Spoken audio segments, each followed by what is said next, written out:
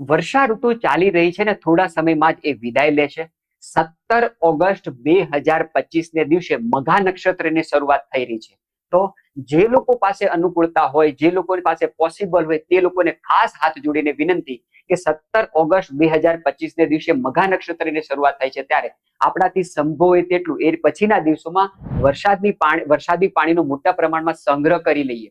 જે કોઈ લોકો નવું કન્સ્ટ્રક્શન કરતા હોય, જે કોઈ લોકો નવું ઘર બનાવતા હોય, તેવા લોકોને હાથ જોડીને વિનંતી કે તમારા મકાનની અંદર, તમારા બાંધકામની અંદર ભૂગર્ભ ટાંકાની વ્યવસ્થા જરૂર કરો. કારણ કે આવનારા સમયમાં ગમે એટલો પૈસો હોવા છતાં પણ તમને સારું આરોગ્ય પ્રદાન કરનારું પાણી નહીં મળી શકે.